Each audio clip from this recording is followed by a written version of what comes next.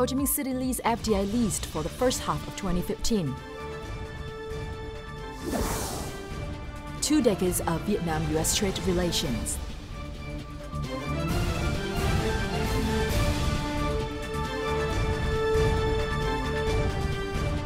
Hello from Hanoi and welcome to this line brought to you by USVietnam International. You're with me, Linh Hương, and as usual, we'll start with several highlights in the economic scene for the past week.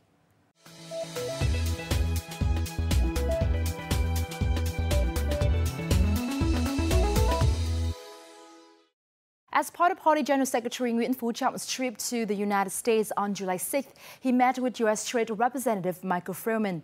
At the meeting, the party leader congratulated the United States administration on being granted the Trade Promotion Authority by the U.S. Congress, a positive signal for the process of the Trans-Pacific Partnership negotiations towards an early conclusion of the trade deal. General Secretary Trọng also urged the United States to widen its doors for Vietnamese goods and recognize Vietnam as a market economy. He added that Vietnam has shown its commitment to TPP negotiations and will closely cooperate with the United States and other countries to speed up an early finalization of the negotiation process. On the same day, the party chief attended the handover ceremony for the transfer of a Boeing 7879 Dreamliner to Vietnam Airlines. The ceremony was attended by more than 200 delegates, ministers, and ambassadors. The aircraft will be delivered to Vietnam Airlines later this month. Vietnam Airlines will be the first airline operator in Asia-Pacific to operate the Boeing 7879 Dreamliner and Airbus A350-900XWB. Also on this occasion, Party General Secretary Nguyễn Phú Trọng attended a roundtable seminar with major U.S. business representatives in Washington, D.C. on July 8th. At the event, the party leader underscored Vietnam's readiness to create a stable, safe, equal and transparent environment for all U.S. investors.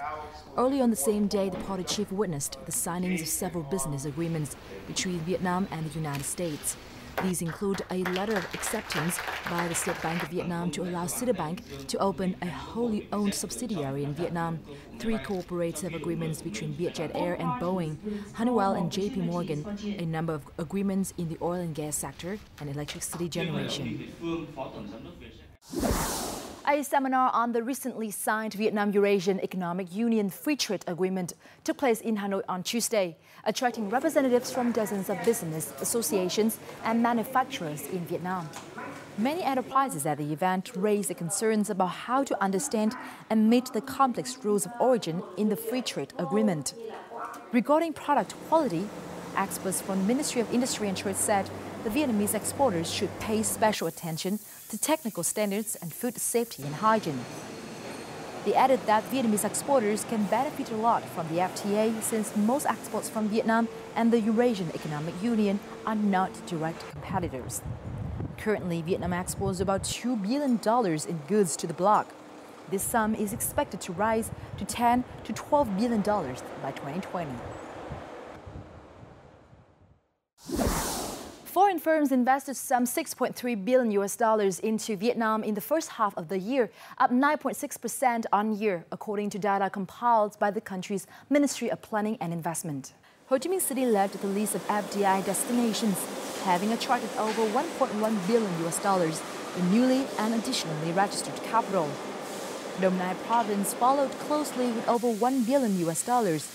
Meanwhile, Hanoi and Bình Dương province slipped out of the top 5. The Ministry of Planning and Investment has set an investment attraction target of $23 billion for the year. However, with only a quarter of the target met in the first 6 months, the country will need to attract new and larger investments over the remainder of the year, the ministry said. Following U.S. and Australia's approval of Vietnamese lychee imports, Japan has granted access to Vietnamese mangoes. The import of mangoes from Xuân Lộc district in the southern province of Dong Nai has been approved, according to the Dong Nai Department of Agriculture and Rural Development. Japan is currently Vietnam's second biggest food export market, accounting for 8% of Vietnamese export markets. Local news reports have hailed Japan's acceptance of the mangoes as a major achievement for local agriculture this year. The Vietnam Asset Management Company, or VAMC, approved the purchase of over 42 trillion Vietnamese dong, or $1.9 billion in bad debt during the first half of this year. The company has thus reached nearly 50% of the year's target. VAMC currently issues special bonds in return for bad debt, which commercial banks may use as collateral to secure funding from the state bank. According to VAMC representatives, the results from the first 6 months hint that the plan to purchase bad debt from 60% of all credit institutions is on the right track. The ultimate goal is to bring the bad debt ratio in the banking system down to 3%. The Mekong Delta city of Cần Thơ authorities announced the agreement to open a Cần Thơ Bangkok air route on Monday, July 6th. The municipal committee and Viettravel, a Vietnamese travel firm, had consented to launch the new route on July 21st. Viettravel will run a charter flight using a 180-seat Airbus A320 plane provided by Thailand's Vietjet Air every 5 days. The flight will depart at Banco at 11:30 a.m. and land in Cần Thơ at 1:30 p.m. We have just reviewed some highlights in the economic scene for the past week. Up next, we'll talk about US-Vietnam trade relations for the past 20 years in our crosstalk.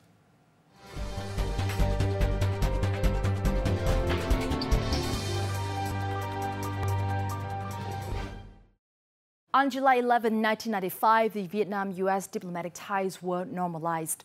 However, trade relations between the two countries were restored 1 year before, when the then U.S. President Bill Clinton lifted the trade embargo in 1994. For the past 2 decades, Vietnam-United States trade have come a long way.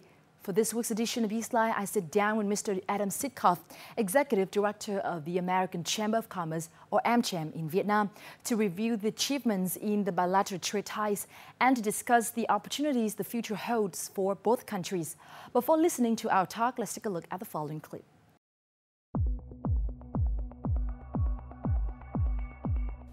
On February the 3rd, 1994, President Bill Clinton lifted the U.S. trade embargo against Vietnam, laying the foundation for increased bilateral trade. President Clinton then, on July the 11th, 1995, announced the formal normalization of Vietnam-U.S. diplomatic relations. Today, I am announcing the normalization of diplomatic relationships with Vietnam. The past 20 years has seen the two countries achieve impressive results in bilateral trade turnover. On December the 10th, 2001, the US-Vietnam Bilateral Trade Agreement came into effect. Under the deal, the US extended temporary Most Favored Nation status to Vietnam, a step that significantly reduced US tariffs on most Vietnamese exports. The United States then extended permanent normal trade relations status to Vietnam in December 2006. Coupled with Vietnam's accession to the World Trade Organization in 2007, this was the key to boosting bilateral trade in the later years. As evident in recent high-level visits, such as Party General Secretary Nguyễn Phú Trọng visit to the U.S. this week, both countries look to foster economic ties even further, particularly through the potential Trans-Pacific Partnership.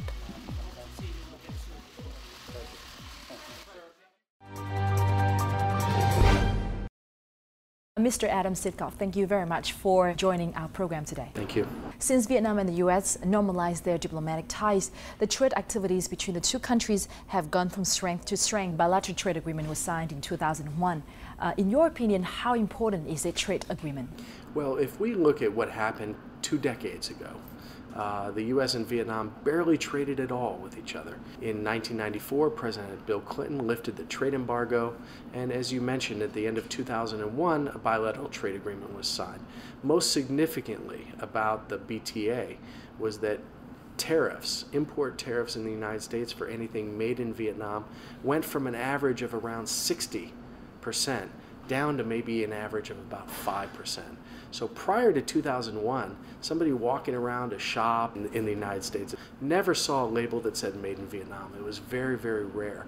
Whereas if you go now shopping in the United States. It seems like everything, all your clothes and your shoes and many things are made in Vietnam. So the BTA was important for Vietnamese exporters because it opened up a market in the U.S. It was important for the American companies because it led to a lot of market openings in Vietnam in many sectors. Vietnam puts a higher reduction of tariff rates on products of interest to the United States since the country joined the WTO in 2007. Since then, what notable trends have you noticed in the trade activities between the two countries? Well, when we look, we see Vietnamese exporters doing wonderfully. When we look at the trade relationship between Vietnam and the United States, it's very heavily balanced in Vietnam's favor, meaning things are going from Vietnam to the U.S., much more so than things are going from the U.S. to Vietnam. But then again, we also look at some things that are very successful. There are over 18,000 Vietnamese students studying in the United States, and every dollar of tuition they pay, that's counted as an American export. We also have just a wide variety of American companies that are doing services and selling goods in Vietnam, even very kind of new and modern things. Just this month, Vietnam Airlines is getting new airplanes that are going to be equipped with in-flight Wi-Fi service for people to use and send messages, and that's an American company. A lot of your viewers have tried getting around town with Uber. Just in the next couple weeks, we're going to see a Harley Davidson store open up to sell motorcycles in Vietnam. You know, when we look back a year or two ago, we didn't see the Starbucks and the Burger Kings and some of these brands that are now becoming quite prevalent in Vietnam. And the reason that they're here and the reason that they continue to grow is that Vietnamese families want what everyone else in the world has, and that just in itself is a great opportunity. And so there's a wide variety of American companies that are interested in the Vietnamese market and trying to take advantage of the opportunities here as a country that's got 91 million people continues to grow wealthier and want higher quality and better choice and a higher standard of living. Figures from the U.S. Census Bureau show that in 1994, the year the U.S. lifted the trade embargo against Vietnam, bilateral trade turnover stood at just $223 million. This figure then increased 56-fold to $12.5 billion at the end of 2007, after Vietnam joined the WTO. And last year, it hit $36.3 billion. The United States is Vietnam's largest export market, as Vietnam exported roughly $30.6 billion in goods to the United States last year. Top Vietnamese exports to the US are textiles and garments, footwear, wood and wood products, electronics, computers and components, aquatic products, phones and components, machinery, bags and suitcases. Each of these commodity groups earned at least $1 billion in export revenue last year. Meanwhile, Vietnam imported mostly machinery and equipment, soybeans, cotton, animal feed, plastics, and chemicals from the United States.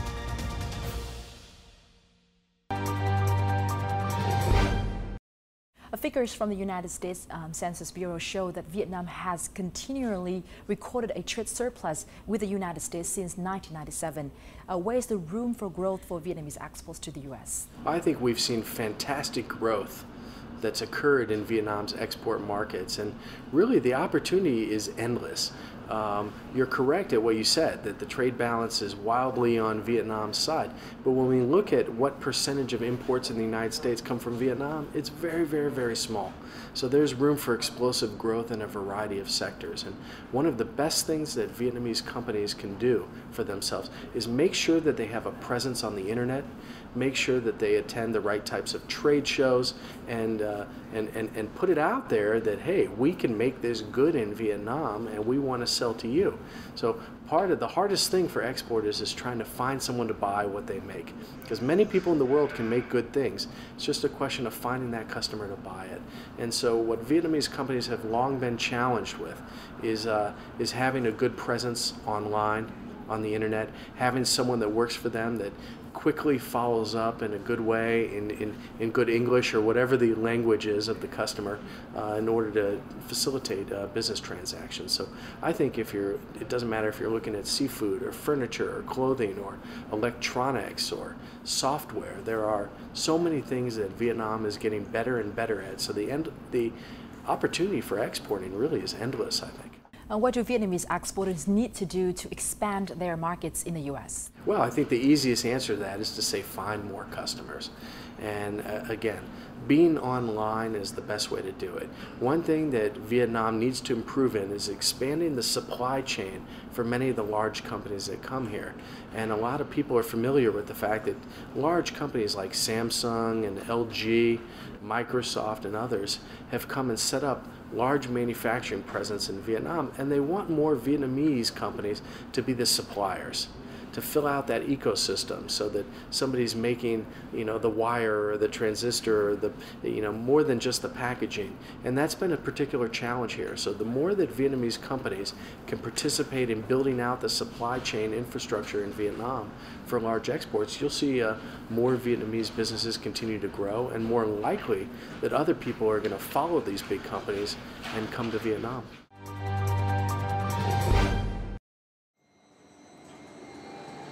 Even though Vietnam is embracing more high-tech export commodities like computers and phones, the country still relies largely on traditional exports such as apparel. In fact, textile and garment exports made up 1/3 of all Vietnamese exports to the United States in 2014, raking in nearly $10 billion in revenue. Theo dự báo, nếu khai thác tốt thị trường Mỹ thì đến năm 2020, Việt Nam có khả năng xuất khẩu tới 20 tỷ đô la vào thị trường Mỹ từ con số 10 tỷ đô la của 2014, tiếp tục duy trì cái đà tăng trưởng hai con số và quan trọng hơn là chiếm một thị phần lên tới xấp xỉ 20% tại thị trường Mỹ. Aquatic products are another export staple to the U.S., earning over $1.7 billion last year. As the United States continues to import over 80% of its total seafood consumption, Vietnam can expect growth in this market in the long run, despite frequent anti-dumping investigations against Vietnamese shrimp and charfish. Cùng với lại các cái cơ chế về ngoại giao, các cái cơ chế về gọi là luật lệ về thương mại thông thường và các cái cơ chế mà doanh nghiệp chúng ta đã có được, thì hoàn toàn tôi tin rằng là những thách thức đó cũng không phải là quá khó để chúng ta có thể vượt qua. Indeed, the U.S. is a challenging yet rewarding market. For the Hanoi Trade Corporation, an exporter of handicraft items and agro products to the U.S. since the early 2000s, the export revenue from the U.S. is over $20 million per year. Thị trường Mỹ thị trường rất là bài bản, đòi hỏi người xuất khẩu cũng phải là những cái đơn vị chuyên nghiệp và từ đó có tính chất khắt khe, cũng như là thị trường châu Âu cũng vậy thôi. Nhưng thị trường Mỹ thì có khắt khe hơn, một số cái hàng rào kỹ thuật nó thay đổi cho từng cái thời điểm. From a long-term point of view, Vietnamese producers and exporters can benefit from the strict criteria that the U.S. sets, since they force Vietnamese goods to be better in quality but still relatively competitive in price.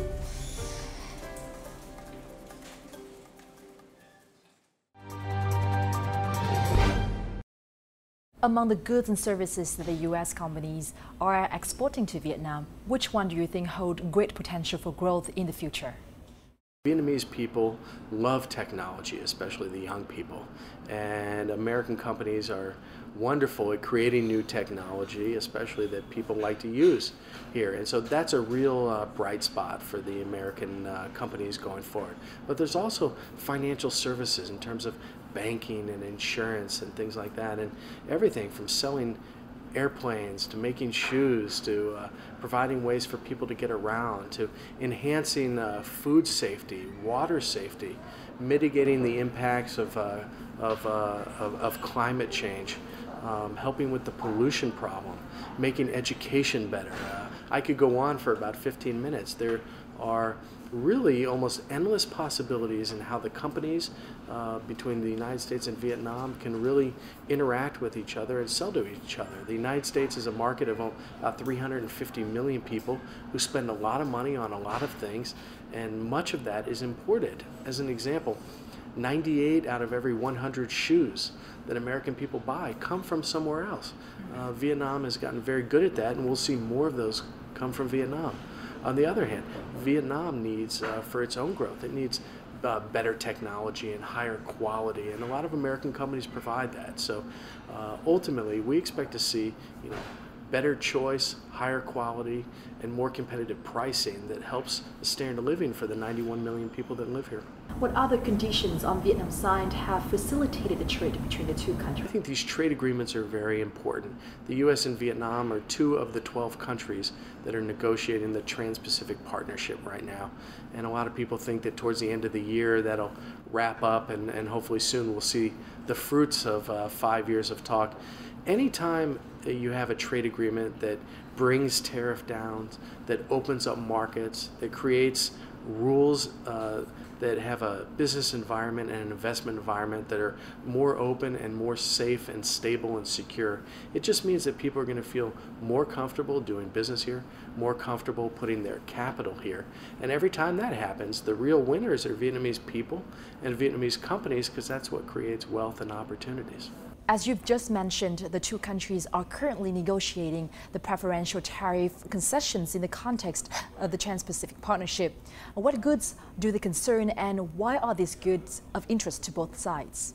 Well, on the Vietnamese side, by far the most important market access is going to go for shoes and clothing, some seafood products, things that are very that Vietnam's very competitive in. Vietnam's the #2 seller of clothing in the United States, and just getting more competitive day by day. If the tariffs can come down on some of these products, it's going to make the Vietnamese products even more competitive vis-a-vis products from China, as an example, or vis-a-vis products from Indonesia, as an example. So Vietnam's been trying very hard in these negotiations to get better tariff reductions on these products. At the same time, you have the United States negotiators trying to open up the Vietnamese market. So, for example, we have a lot of pig farmers in Iowa that are very excited about the opportunity to sell pork in Vietnam. Pork is the #1, the highest food expenditure for Vietnamese families each month, because it's a very popular item, and American pork is very competitive. And so if that tariff comes down, it just gives an opportunity for American pig farmers to have a shot at helping feed 91 million Vietnamese people. And we see a lot of things like that. These trade agreements are quite complicated. But I think one thing that's important to note, the U.S. gains a lot by TPP, because it's hopefully going to give opportunities to American companies that want to do business here in goods and services. And for Vietnamese companies, it's really going to give them the opportunity to play by a better set of rules, to make themselves more competitive, and to tell investors from around the world that Vietnam is a good place to come and put your money. Vietnam's a good place to do business. There's better rule of law here. And when we look around the world, people are looking at where should they go, where should they invest, where should they do business, and Vietnam's star is just going to get brighter and brighter.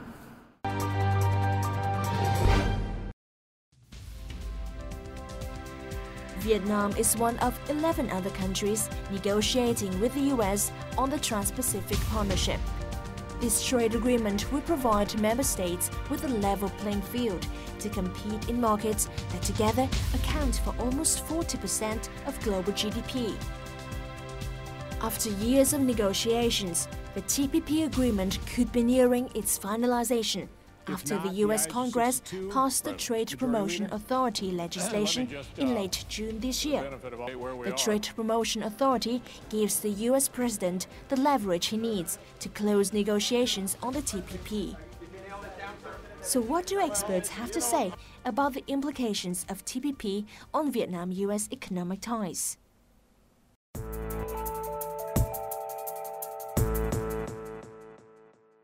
Vietnam has the most to gain from TPP.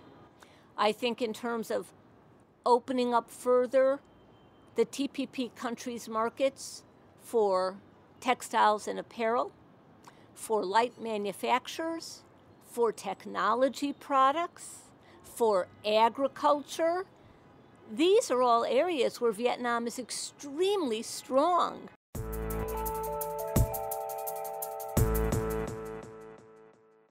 Quy mô thương mại hai chiều chắc chắn là sẽ tăng vọt sau khi TPP đi vào. Cái sự xuất hiện và hoạt động của các doanh nghiệp Hoa Kỳ, đặc biệt là những tập đoàn lớn tại Việt Nam, là giúp Việt Nam gia nhập cái chuỗi cung ứng toàn cầu.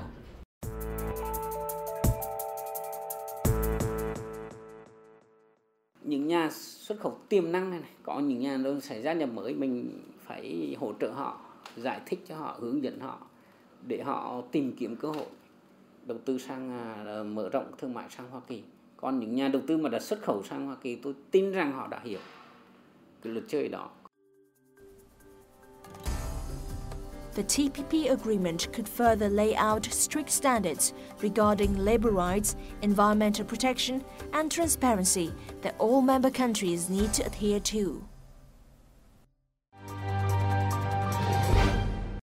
Now tell us more about some of the existing barriers to US-Vietnam trade ties at the moment.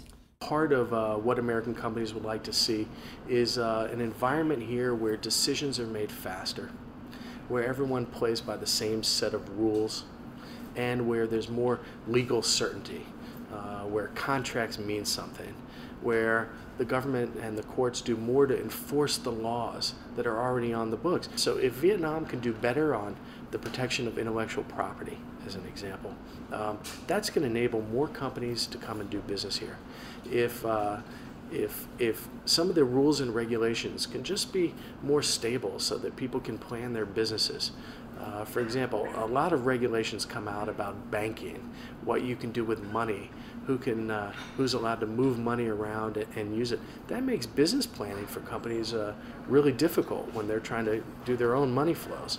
And anytime decrees or laws come out about what can be imported, what you're allowed to charge for certain products. What efforts have been underway in order to tackle those issues you just mentioned?